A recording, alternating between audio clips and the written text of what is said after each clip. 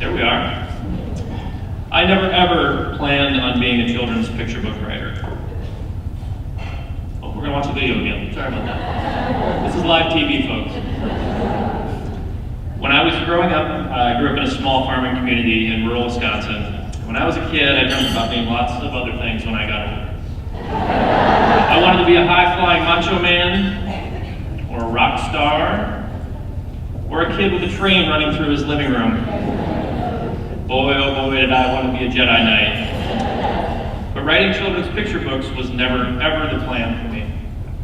Quick side note, this is about as close as I ever got to reaching those boyhood dreams. That is Ricky Schroeder. I'm allowed. And one time I did get to hold a lightsaber that was actually used in the filming of Empire Strikes Back. But I digress. Being a children's picture book writer was never on my radar. In elementary school, I loved books, and I seemed to have a knack for creative writing. But those two things remained mutually exclusive as I grew up. In junior high, my 6th grade English teacher, Mrs. Sukwall, gave our class an assignment. We were to write a fictional story with chapters about a topic we loved more than anything in the whole wide world. Well, for me, it was only one choice: Star Wars. It had to be Star Wars, but I didn't want to write just any book about Star Wars. I wanted to write something a bit nuttier, a little sweeter, literally. So my story was called Bar Wars. Bar Wars was set in a galaxy far, far away and stayed pretty true to the beloved world that George Lucas had created all those years ago, with one notable exception. Unlike his characters, all of mine were made out of candy bars. Han Solo became Jelly Rolo. Chewbacca became Charleston Chewy. There was Princess Payday and Darth Nougat, and of course the vile, detestable space gangster, known throughout the galaxy as Granola the Nut. I dove in headfirst and wrote chapter after chapter of confectionery conflict, morsely mayhem, and Twizzlery twists until I had completed my 10-chapter Reese's masterpiece. You see what I did there? My boss is in the crowd today, so. While I don't recall the grade I received from Mrs. Sukwall, I vividly remember handing it to her with a beaming pride, much like Ralphie handing his teacher the theme about the Red Ryder BB gun. Would you guys like to hear an excerpt from it? Well, so would I. But my mother, a woman who's kept literally every piece of homework for my K through 12 years, was not able to find it in time for today's presentation. She sends her best. I love you, Mom. But even after writing that sugary space odyssey, the idea of writing actual books never took hold. Fast forward a few years to when I was a freshman in high school. I was nodding off in my 5th period algebra class when a friend of mine tapped me on the shoulder and asked me what I had written my poem about. "What are you talking about?" I whispered. "Your poem for English class." "We have a poem due." "Yeah, in like 10 minutes. He snickered and then called me something not repeatable during a keynote address. But I took out a blank piece of paper and I scribbled something poem-like down as fast as I could and finished it in about 5 minutes. I handed it in the next hour and thought nothing of it at all until a few months later.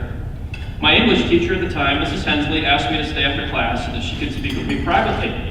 I hadn't recalled being especially mouthy to her in class, but then again I could be pretty mouthy without really trying. "Do you remember that poem you wrote back in February?" That's how she talked. "Absolutely," I lied. I had no idea what she was talking about. "Well," she continued, "we submitted your poem to the Wisconsin Fellowship of Poets Association, and I wanted to let you know that you won 2nd place at the state competition and 5th runner-up at the national contest." "Oh, that's cool." "You've won some prize money, too. They sent you a check." "Oh, all right." She handed me the check and I walked out of her office, keeping my excitement to the level appropriate for an early 90s grunge kid. I raced back to my locker and ripped that thing open like Arthur pulling Excalibur from the stone. It was glorious, it was mine, it was $19. Would you guys like to hear the poem? Good.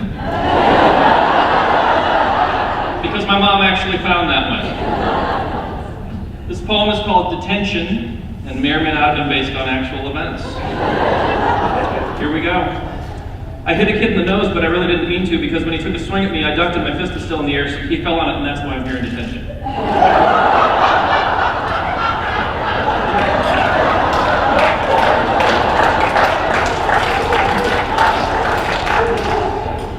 To this day, I still refer to that $19 check as my first paying gig as a writer.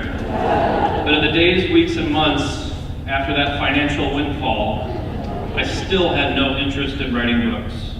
And I wouldn't for another 17 years. I graduated college in the late 1990s and moved to Kansas City in early 2000. I got engaged, started my career, got married, went to grad school, changed jobs 2 more times, and went along through life without a single ounce of motivation or an inkling of inspiration to ever write children's picture books. But then this happened, and I missed that brown hair. And that's when everything changed. My wife and I received a ton of children's picture books as baby shower gifts when she was pregnant. I hadn't actually read a picture book since well before my Bar Wars phase of life, so I started to read the ones we had been given. All of them, in fact. There were some that I loved and there were some that I liked, and there were a few that left me scratching my head as to how they ever made it to publication. I'm not going to name any names. But all in all, they made me wonder for the first time ever if I could write a picture book of my own. When my daughter was a few months old, I started reading those books aloud to her. And when I did, she started smiling at me on purpose, not just because she was gassy. To hear her giggle and coo, and to see her eyes light up as I read to her was like a lightning rod of emotion for me. The more I read to her and made her laugh, the more I felt connected to her. And the more I was inspired to try and write something of my own. In those days, when the clock struck 8 p.m. in my house, my wife and newborn daughter would normally head to bed. Bored with television and no longer allowed to jam on my acoustic guitar during bedtime hours, "You'll wake the baby," was my wife's new code for, "You're really not that good at guitar." I started writing, usually for an hour or two before I went to bed. After months of starts and stops and start-overs and bad story ideas and worse story ideas, absolutely horrid story ideas, I finally hit upon an idea that I actually loved.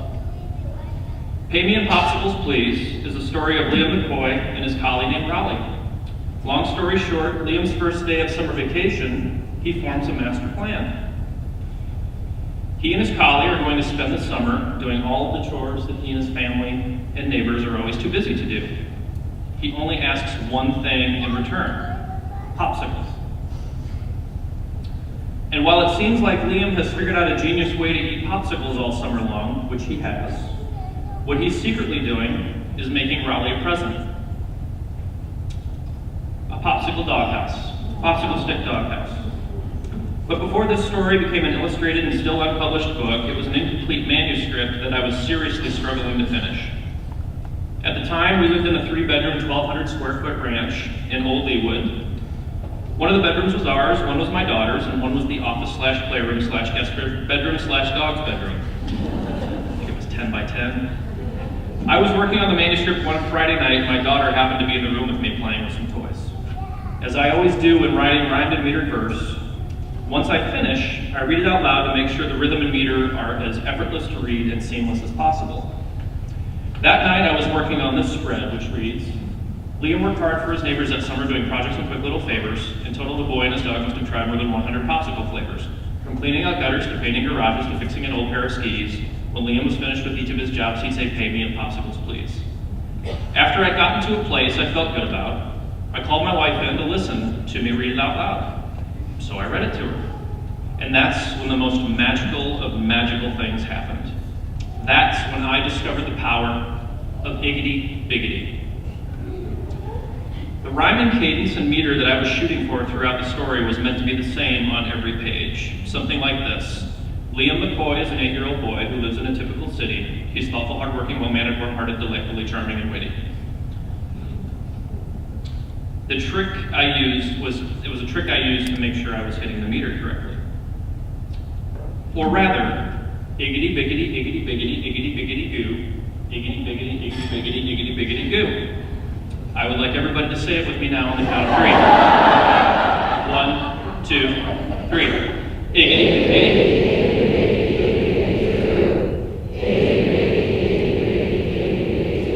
All right, fun, right?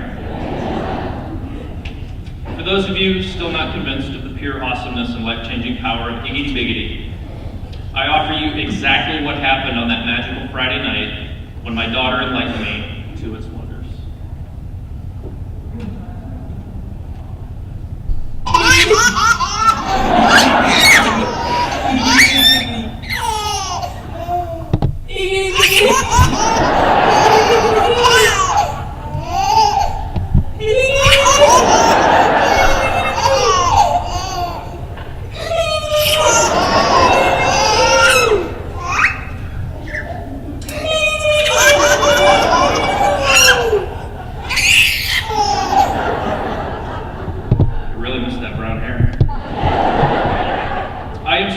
I have that on video because that moment that you just saw was the moment I decided to not give up on writing children's picture books. Oh, I didn't even put it on.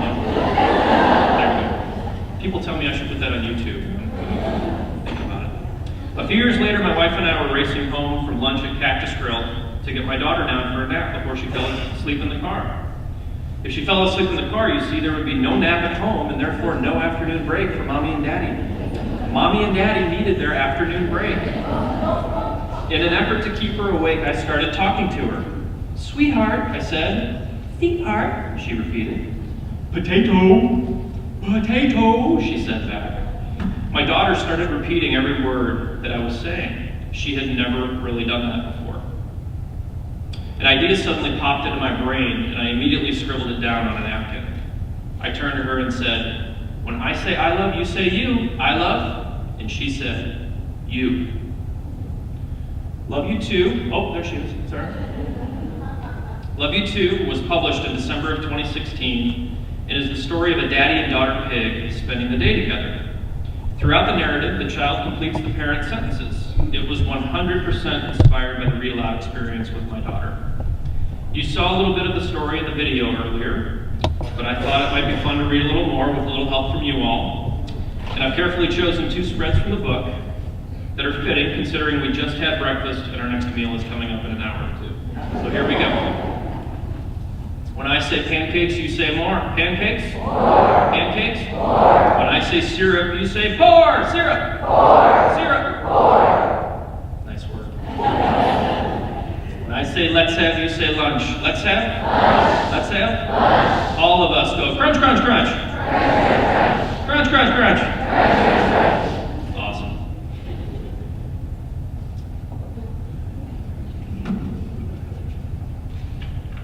On Saturday, March 15th, 2014, I was sitting in that same office/playroom/guest bedroom doing some writing.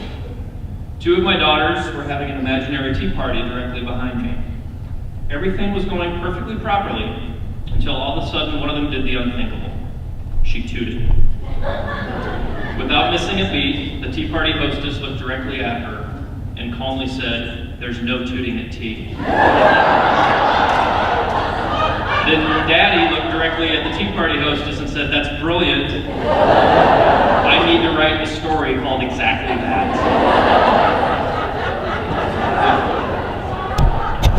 No tooting at tea is the story of a perfectly proper tea party gone wrong, because someone keeps interrupting it by breaking the coveted no tooting rule. Is it Mr. Train? Perhaps Mr. Owl? Owls don't toot, they hoot.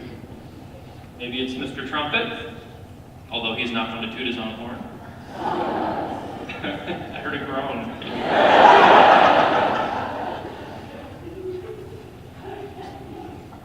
Spoiler alert, it's the tea kettle the entire time. And then the oldest daughter toots, but really it's the tea kettle the entire time. Oh, I got the scroller. Can you go back 2 slides, please? Thank you. But before Houghton Mifflin was lovely enough to publish the book in April of 2017, it was a rough manuscript in 12-point Helvetica font with no illustrations. I was unsure of whether my literary agent, Kelly, someone highly respected in the publishing world, would be willing to shop it to publishers. It is a book about tooting, after all. And she did have some immediate reservations about it after I emailed her. But a few days later, I received a note from her that read, "So I read this to my daughter this weekend, and she was giggling hysterically. Here's a link to the video. This was on the third time I read it to her." Here's that video. Rule number 1. Manners are very important at tea. When you ask for a lemon or a sugar cube, you must say please and tea. Did you ask tea? No, baby. Train? Let's go. No, it wasn't Mr. Train. Mr. Train's whistle is broken. There's no tooting at tea. Rule number 2. Place your napkin neatly in your lap before two.